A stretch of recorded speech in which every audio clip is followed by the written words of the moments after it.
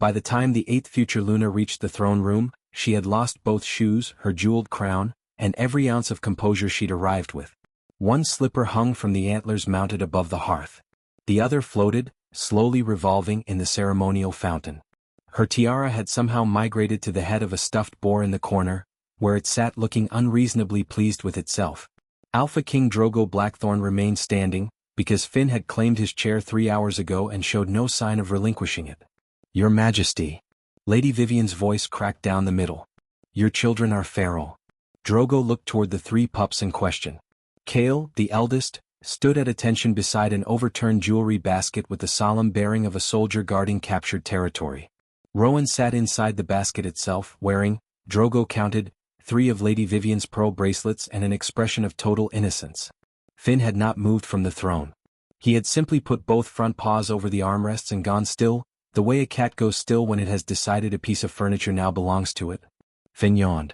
It was, Drogo thought, an extremely wide yawn for an animal currently on trial. "They are usually better behaved," Drogo said. The chandelier gave a small, unhelpful chime as Kale's tail brushed its chain. "They are occasionally better behaved," Drogo amended. Lady Vivian pointed a shaking finger at Rowan. "That creature stole my jewelry in front of 40 witnesses." Rowan, still in wolf form, tilted her head as if this were an unfair summary of events.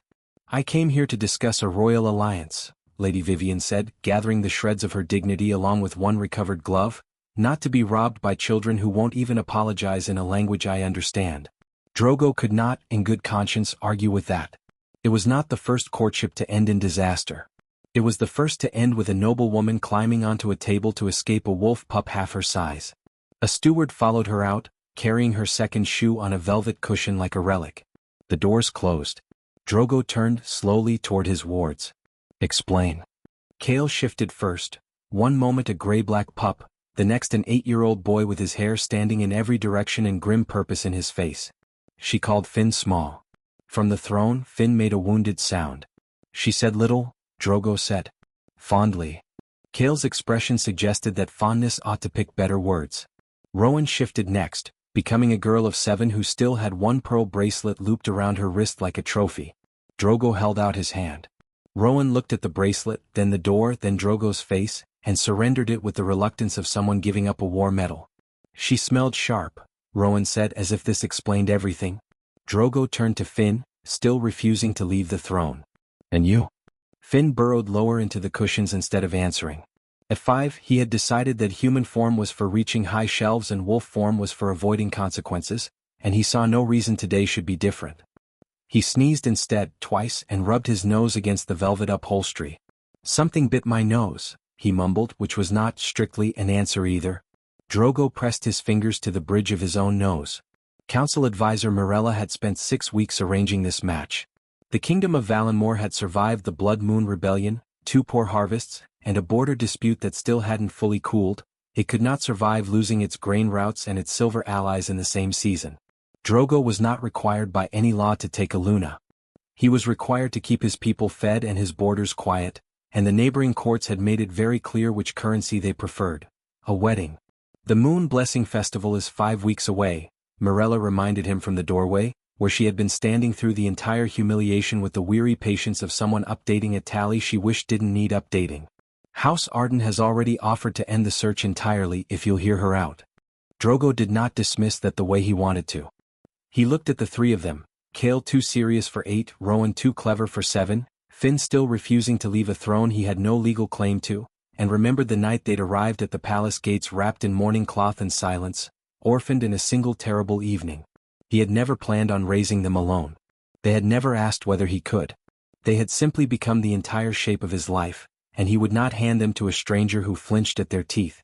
Unfortunately, the pups seemed determined to reject anyone who arrived smelling of perfume, spoke in careful court sentences, or wore silk gloves that never once got dirty. "Lady Evelys Arden arrives within the hour," Morella said, brightening slightly, the way a person brightens when they've run out of better ideas. "She's raised children before. Nieces, I believe." Kale did not look reassured. "Are they still afraid of her?" Morella's hope dimmed considerably. "I don't know."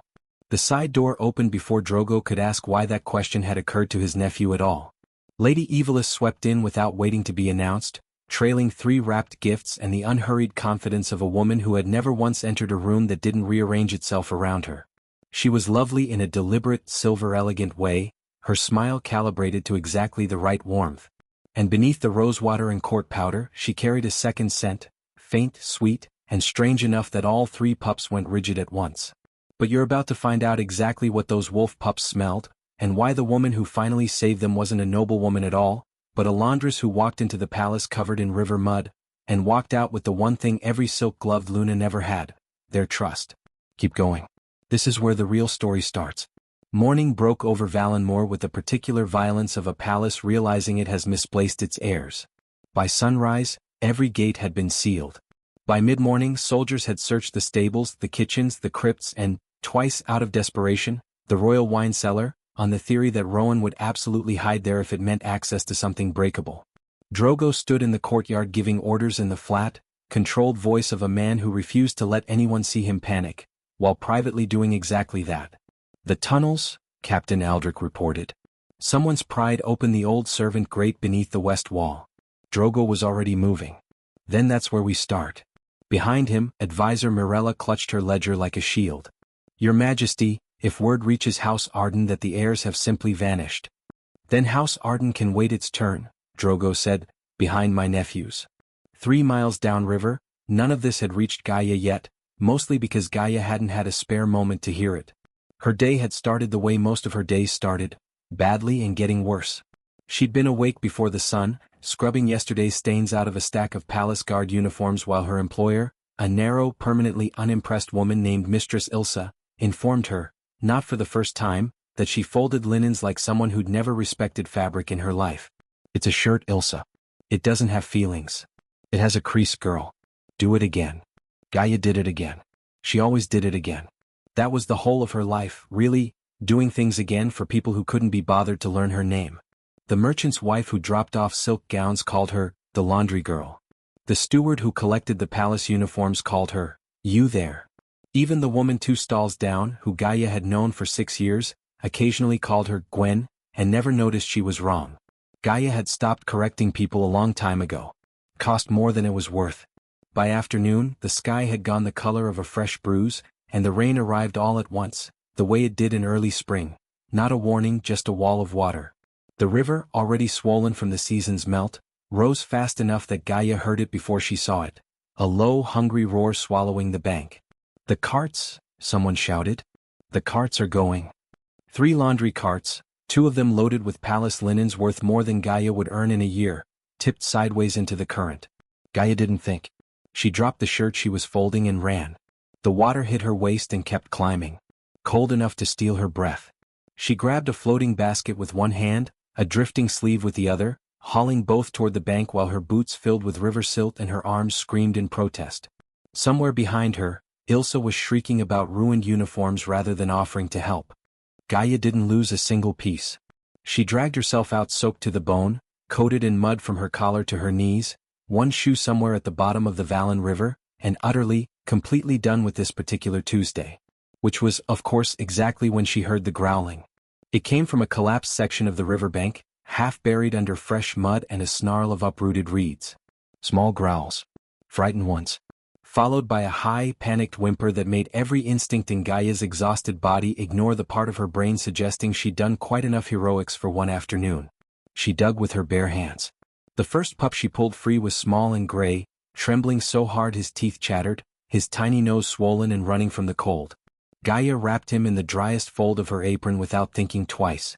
The second, brown-haired, sharp-eyed, and clutching something shiny in his jaws even mid-crisis, she hauled out by scruff and stubbornness alike. The third, the eldest, she found last, wedged protectively in front of where his siblings had been trapped, as though an 8-year-old wolf pup had appointed himself their personal wall against the flood. She had no idea, kneeling there in the mud with 3 shivering pups, that she was holding the entire future of a kingdom. The smallest one, she'd learned his name was Finn, climbed straight into her lap and refused to leave, burying his face against her ruined apron like she was the only solid thing left in the world. The eldest didn't move, didn't shift, didn't do anything but watch her with an unsettling, careful attention, as if deciding something important.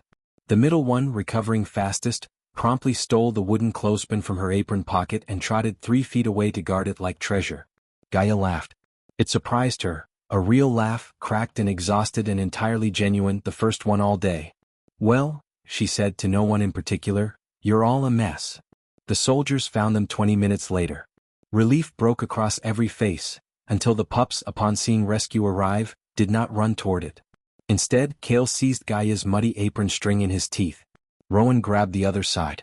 Finn simply attached himself to her leg like a burr and would not, under any threat or bribery, be removed. Together, the 3 of them began dragging her, apron, laundry basket, missing shoe and all, directly toward the palace road. "I have laundry to finish," Gaia said to a courtyard full of soldiers who were very clearly not listening. "I have a job. People are expecting their uniforms back clean, not kidnapped by wolves." Nobody listened. The pups did not let go. The palace gates burst open and every eye in the courtyard turned toward the noise. What they saw did not, strictly speaking, make sense.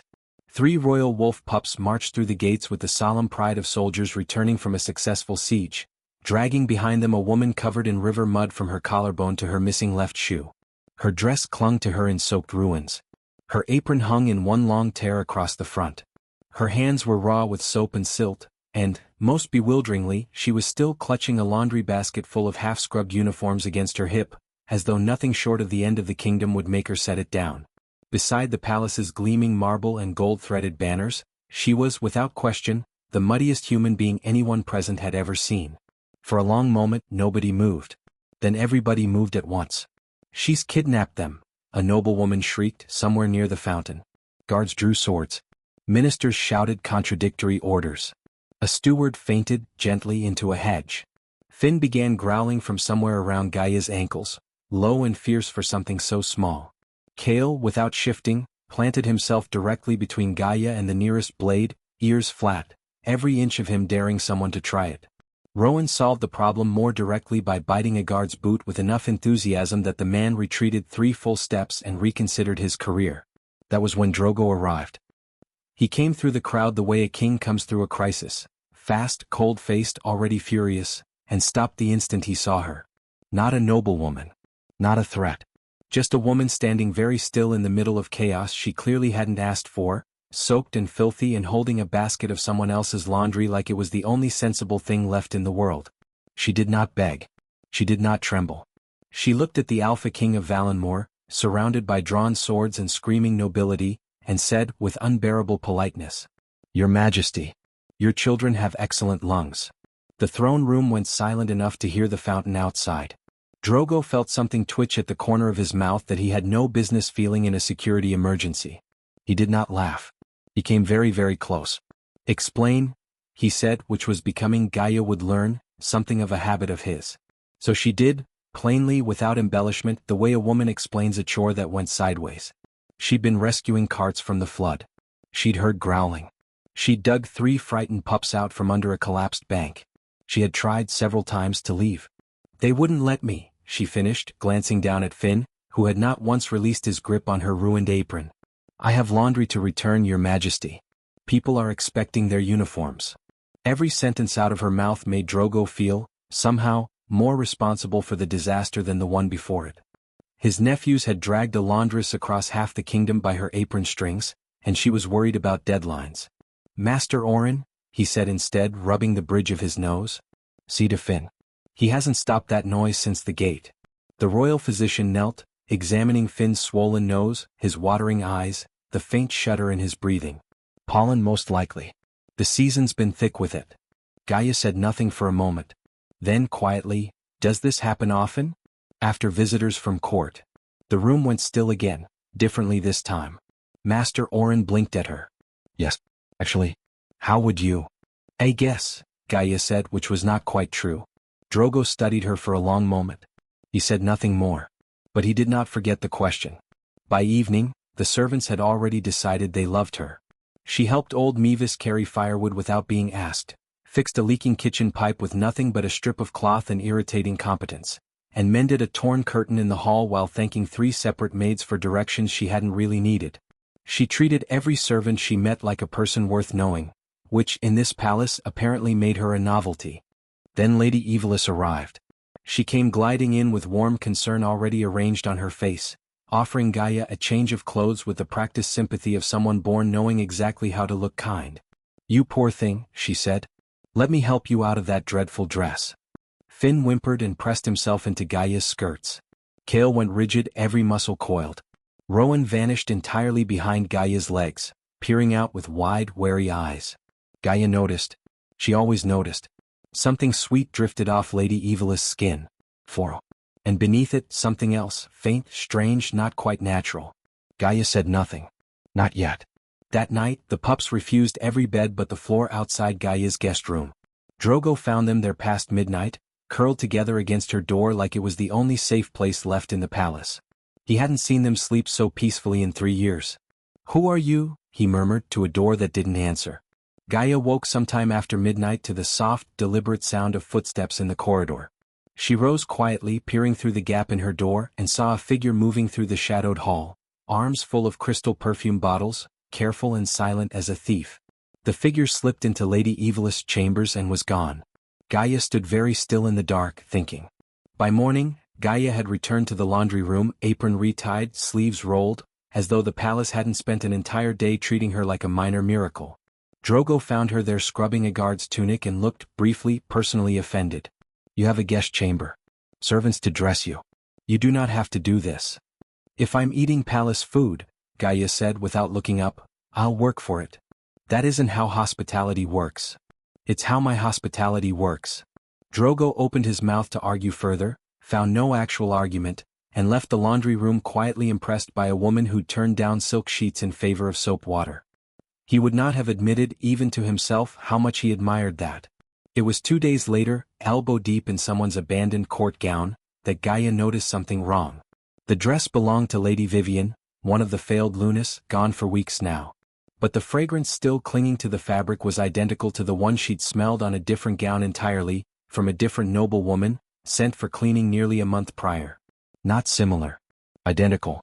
Same floral base, same strange underlying sharpness, down to what her nose could only describe as a faint bite. 8 different noblewomen. 8 different perfumers, presumably from 8 different corners of the kingdom. One fragrance. That wasn't a coincidence. That was a choice. She found Master Oren in the herbal archive that evening, buried in ledgers he clearly hadn't opened in years. He was reluctant. This isn't really a laundress's concern. Until Gaia asked him plainly what could cause a child's eyes to water and breath to catch around a specific scent, and his reluctance gave way to genuine curiosity. They found it near midnight, moonshade. A rare herb, nearly extinct in cultivation, historically used in vanishingly small doses for sedation. On adult wolves, the old texts noted, the effects were negligible, barely a headache. On young wolves still growing into their instincts, the effects were severe. Eye irritation, breathing difficulty, fear, aggression when frightened enough. Gaia sat back slowly. Exactly what the pups experienced. Every single time. That's. Master Oren looked up at her, pale. That would mean someone's been. "I don't know yet," Gaia said. "But I intend to find out." She began watching. Quietly, without appearing to watch at all, a skill years of being ignored by nobility had made effortless. Most noblewomen wore ordinary perfume. Rose, citrus, the usual court fashions that shifted with the season and the merchant caravans. Only one fragrance never changed. Never faded. Never varied by so much as a note, no matter the week or the weather. Lady Evilus. In the evenings, Drogo had taken to walking the palace gardens after the pups were asleep, and somehow, without either of them quite deciding it, Gaia had taken to walking with him. It wasn't romance. It was easier than that, the particular ease of 2 exhausted people who'd stopped performing for each other.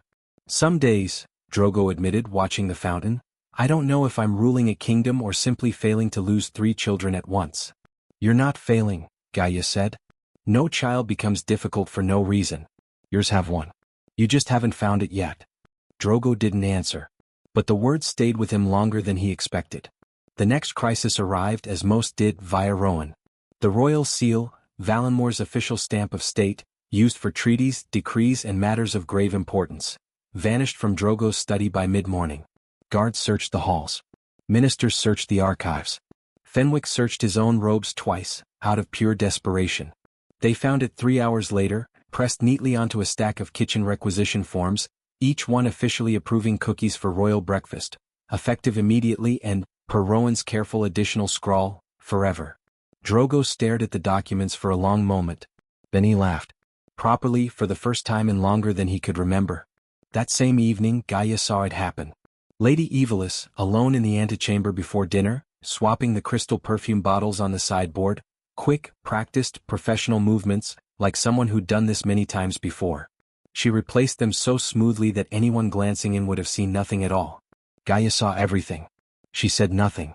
She simply filed it away the way she filed away every detail nobody else bothered to notice. Now she knew. Someone was hiding something and hiding it very well.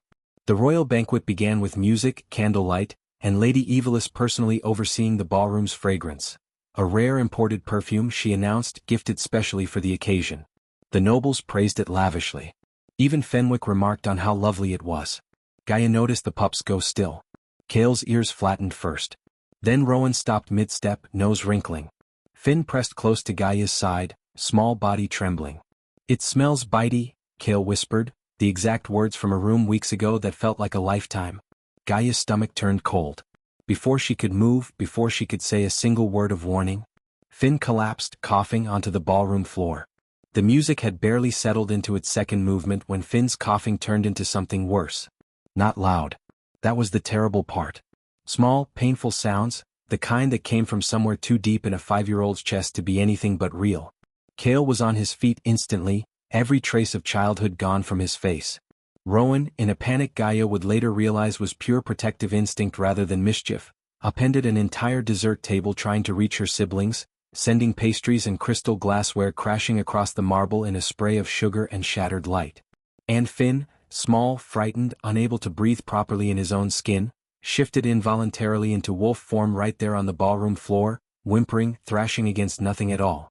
The room dissolved into chaos. Nobles screamed. A duchess fainted directly into a groom's arms. Servants scattered toward the walls. And somewhere in the noise, a voice, Gaia never learned whose, rose above the rest with words that would echo through the court for weeks. "The children have gone feral." The council convened before the dessert table had even finished settling. They attacked a formal banquet, one minister insisted, white-faced, in front of foreign dignitaries. "This cannot be tolerated." "The succession must be reconsidered," said another, more quietly, more dangerously. "If the heirs cannot be controlled."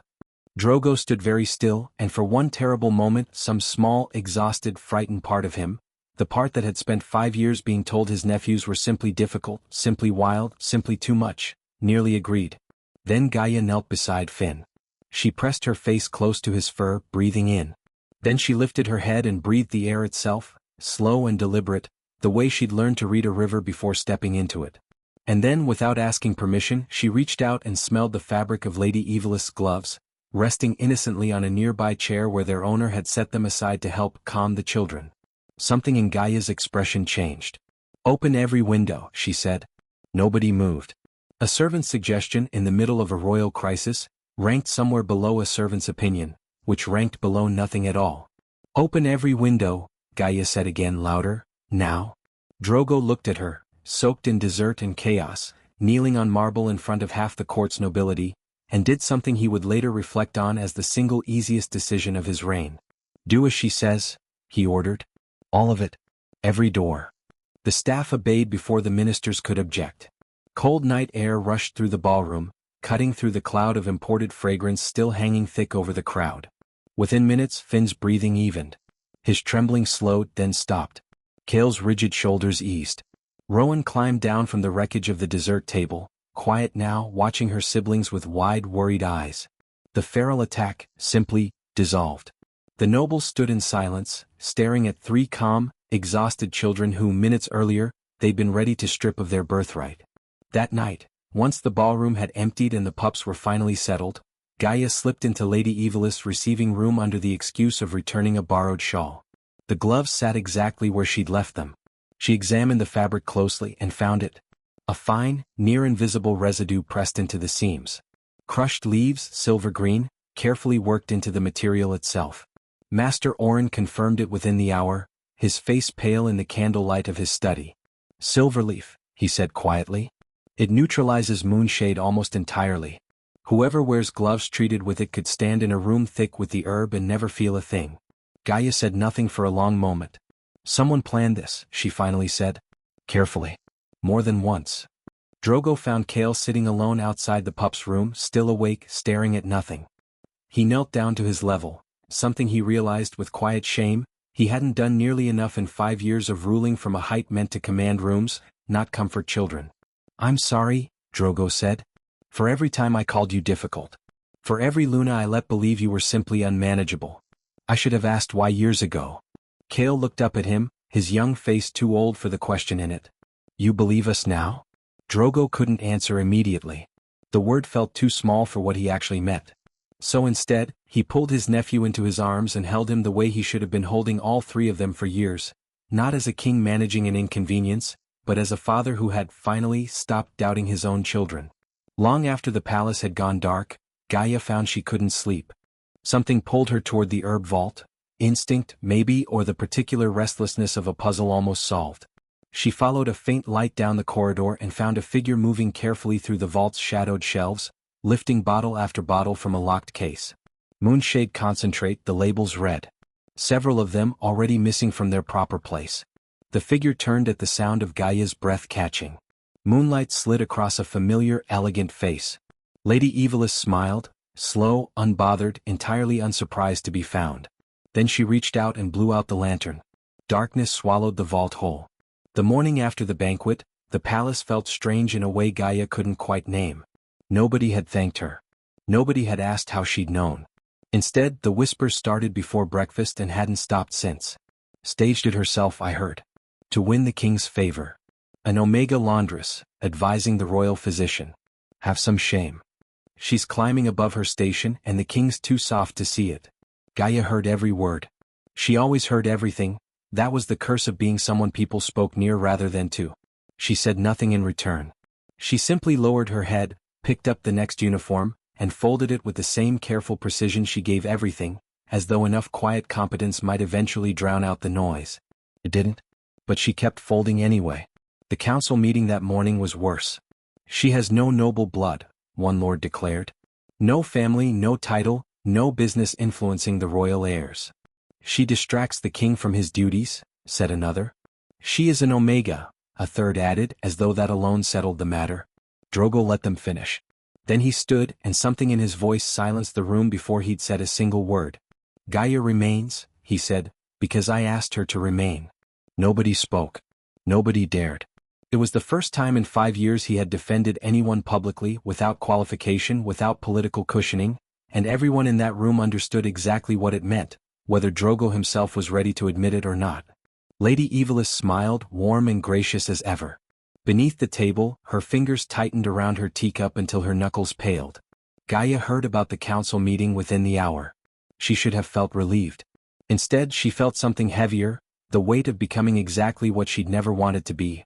A reason kingdoms argued. She thought of Kale's careful, guarded trust. Of Rowan's stolen clothespins and reluctant affection. Of Finn, who still refused to sleep without her apron nearby.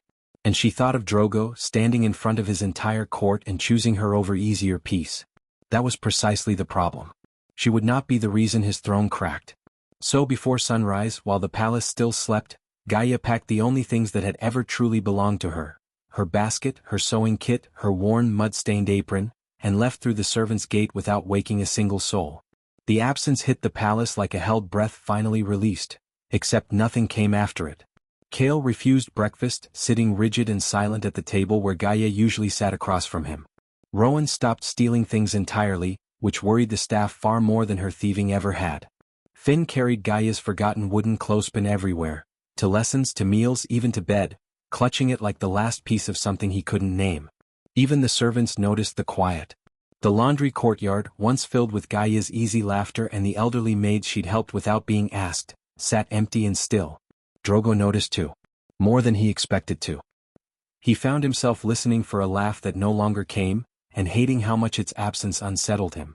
He went to the laundry room himself, 3 days later, though he couldn't have said exactly why. Everything sat exactly as she'd left it, spotless, ordered, uniforms folded with the same careful precision she gave everything. On the table lay a single handwritten note. Thank you for treating me with kindness when you didn't have to. Please take care of the children. They are braver than anyone knows. Drogo read it twice, then a third time. He folded it carefully and slid it into his coat, over his heart, without fully understanding why it felt important to keep it close. He didn't recognize the feeling settling into his chest as anything more than gratitude. He was wrong about that, though he wouldn't realize it for weeks. Lady Evilis moved quickly once she believed Gaia was truly gone. Within days she'd secured the support of 3 major noble houses, pressed the council toward a formal engagement announcement, and positioned herself, once again, as the only sensible solution to Valinmore's political troubles. The Moon Blessing Festival was fast approaching. The perfect stage, she told the court, for the kingdom to finally have its long-awaited Luna. Everything was falling precisely into place. Gaia's small riverside cottage had barely settled into silence that night when a frantic knock rattled the door.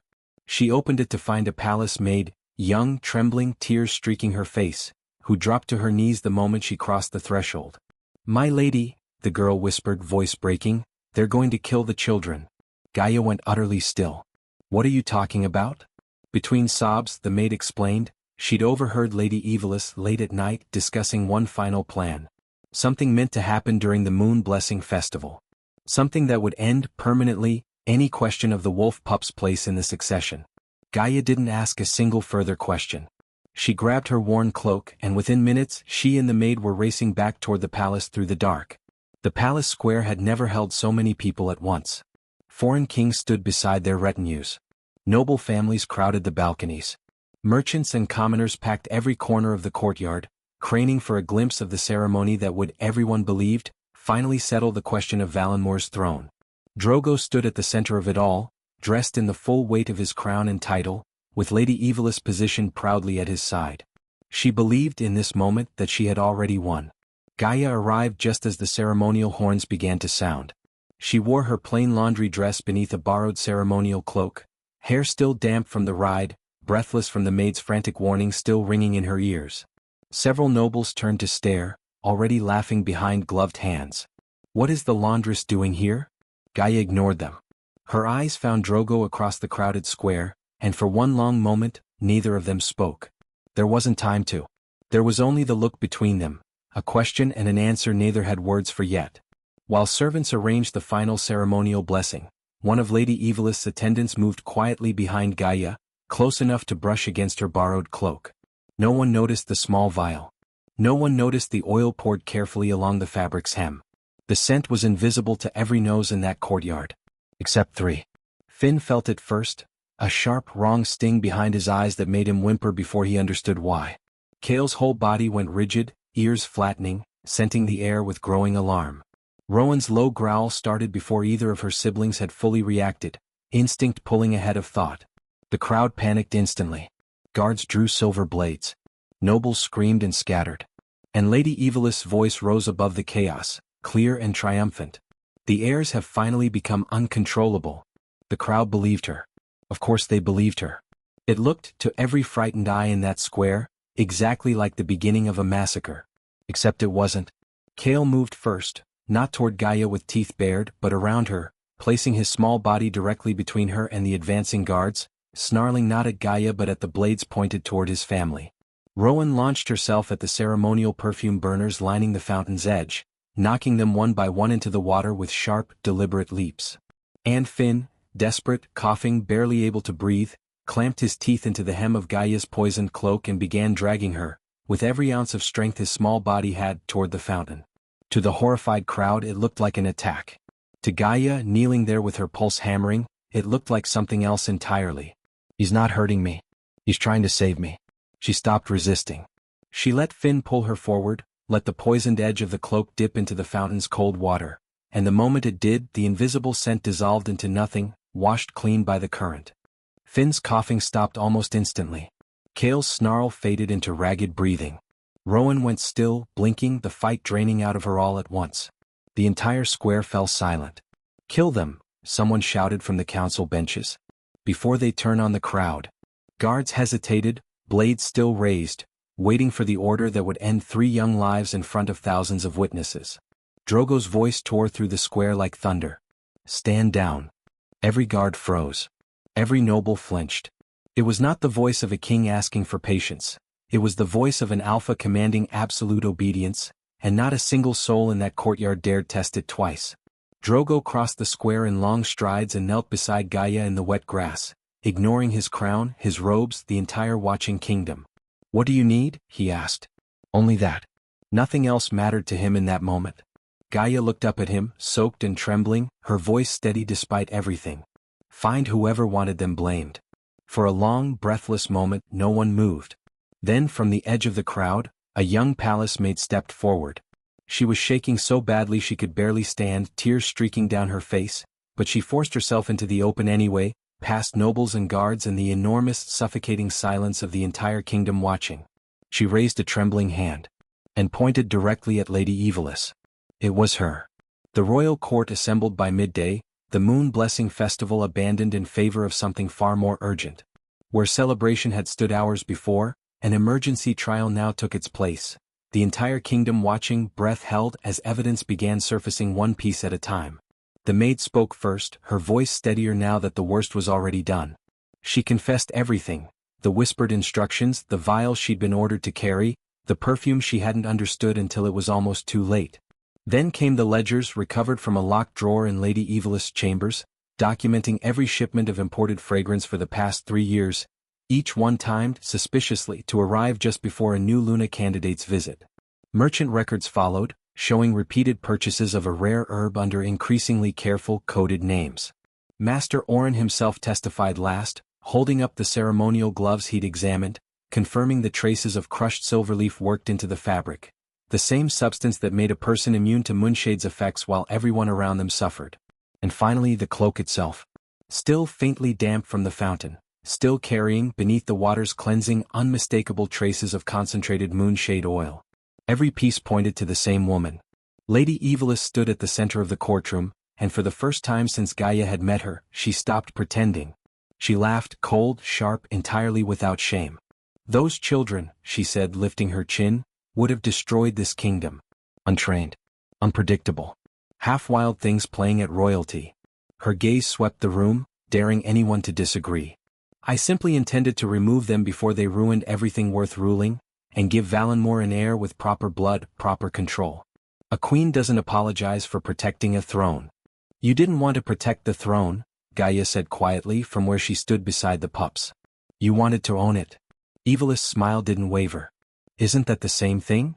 To her it clearly was. Control mattered more than family ever could. Drogo said nothing to her directly. He crossed the courtroom instead toward the 3 children standing small and frightened despite everything they'd survived, and placed one hand on each of their heads, Kale's steady shoulder, Rowan's restless one, Finn's still trembling frame.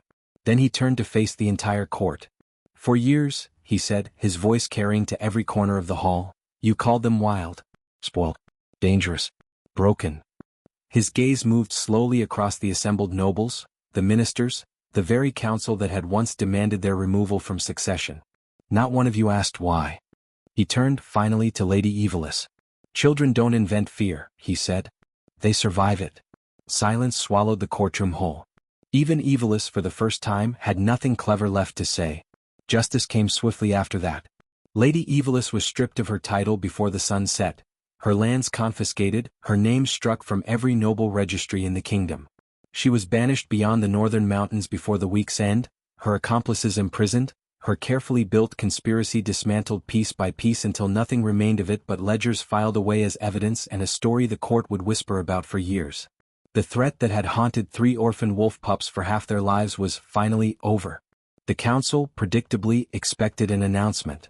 They had already begun murmuring about a wedding date, already drafting language for the kind of proclamation that would make Gaia's rise from laundress to Luna a tidy romantic ending to a scandal-ridden season. Drogo surprised all of them. "Effective immediately," he announced, "Gaia will serve as Valinor's first royal household safety inspector, granted full authority over every imported perfume, herb, textile and household good entering this palace." The court went still with confusion. "She uncovered a conspiracy that fooled physicians, ministers and a king," Drogo continued. "She earned her place here through intelligence. Not through marriage. Not through my favor." He glanced briefly at Gaia. "She'll have both eventually, I suspect. But not because anyone handed it to her."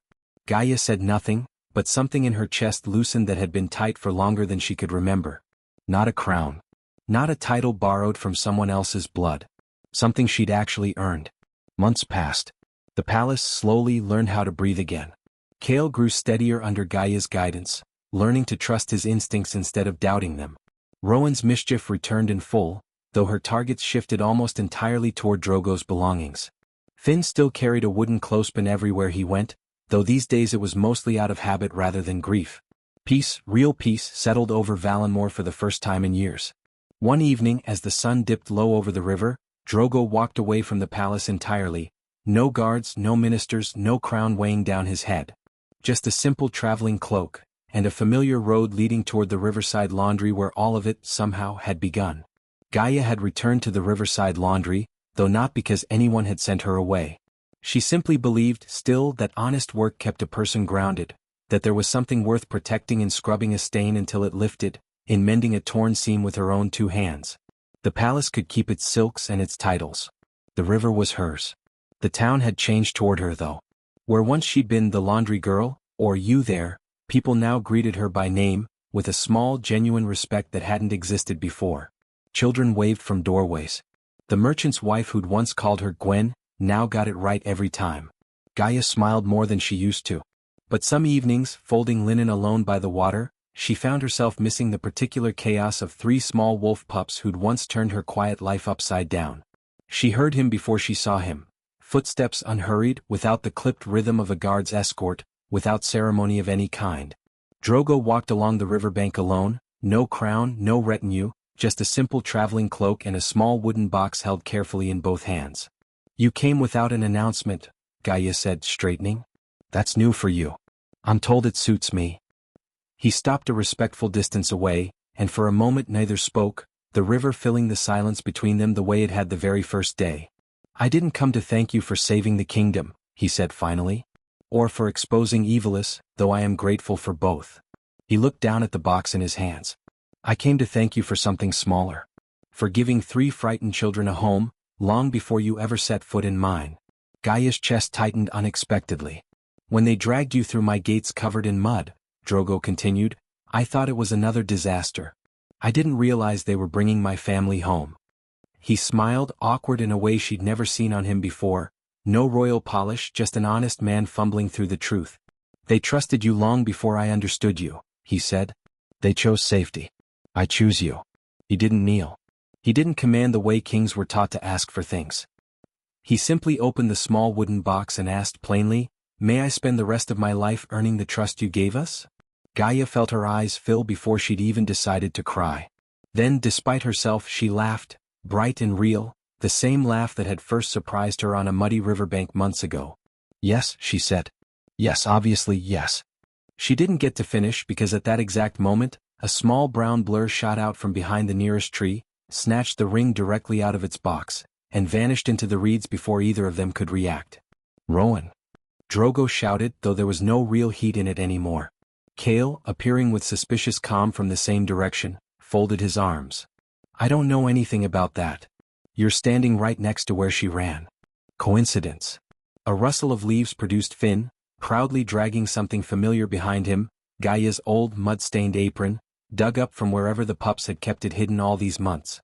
Tied carefully, deliberately, into one of its worn strings was the missing ring, glinting in the evening light exactly where 3 wolf pups had apparently decided it belonged. Gaia stared at it, then burst out laughing all over again, tears and joy tangled together. Of course, she managed. Of course you'd do this. Even Drogo, crouched now with his forehead pressed briefly to his palm, was laughing too hard to be properly offended.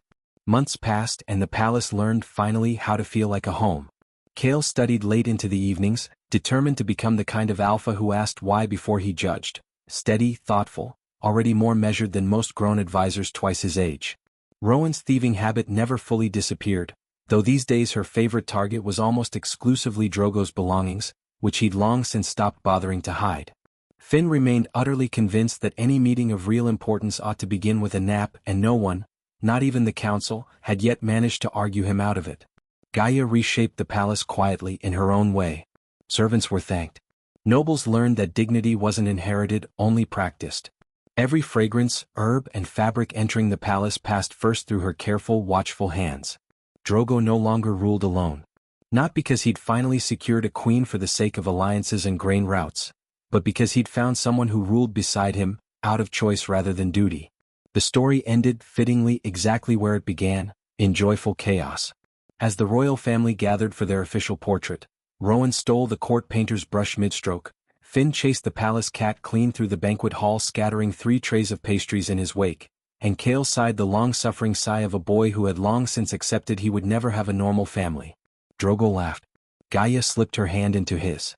And together they watched 3 wolf pups tear through the palace they had once filled with fear, and now at last filled entirely with love.